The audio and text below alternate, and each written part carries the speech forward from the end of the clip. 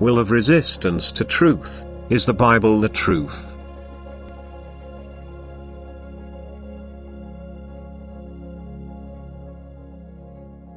The poverty of people on earth is such that they are not accessible to God's truth. They can only find salvation in truth and refuse to accept it. They oppose it with an extremely strong will of resistance because they are trapped in fallacies and lies. Only pure truth would be able to enlighten them, but people shield themselves from it and yet cannot be forced to surrender their resistance.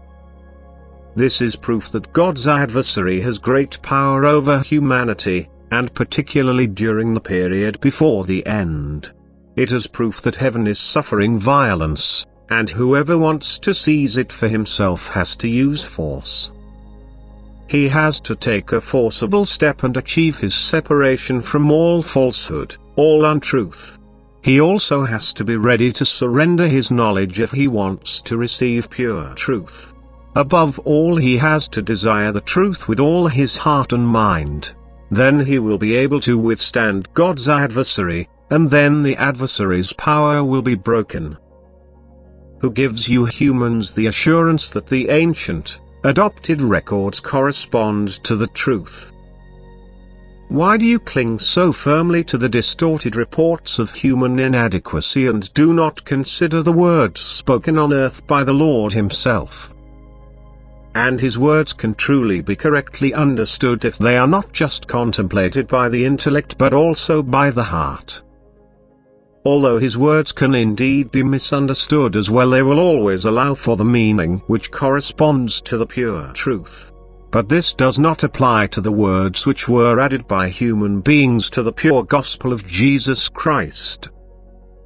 Because the meaning of human spoken words becomes fixed, and human spoken words result and have resulted in serious misconceptions and confusions. But they were equated with the Lord's words, and yet they would only be of equal value if they had been a direct expression of the divine Spirit. However, such words completely concur with the word of the Lord.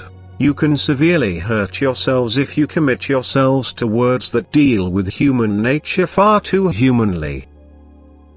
You should know that the spirit of analogy was far more prevalent at the time when Jesus Christ lived on earth than today, but people could understand each other because almost everyone knew the key to the parables, and thus metaphorical comparisons were sometimes used as well, which, however, at a later time were interpreted word for word by people. But as soon as you compare the word of the Lord himself with every question of doubt, you will also understand the meaning of the figurative comparisons. But you should never give them precedence over the word of the Lord. He brought the pure teaching to you humans. He provided you with information, and his word has still retained its purity. It is merely frequently misunderstood. But this does not apply to the words which had been added to his pure gospel, because these did not remain unchanged, and from time to time human will had substituted the expression of the Spirit with intellectual thought. And this resulted in almost imperceptible changes, but which completely sufficed in creating confusion, in giving rise to misguided teachings, which are truly a great danger to as yet spiritually blind humanity.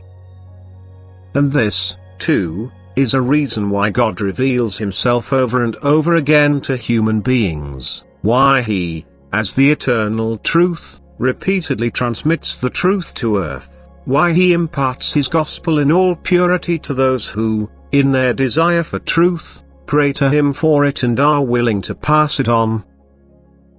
God's Spirit has certainly always conveyed the pure truth to his servants. Yet time and again the working of the Spirit will be negated by common sense people, because people have free will which God does not infringe upon even if spurned by his adversary.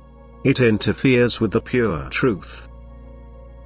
But time and again God will purify what people have spoiled.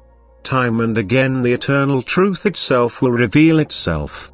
Time and again the light of truth will shine for those of goodwill who open themselves to receive its ray of love. Amen.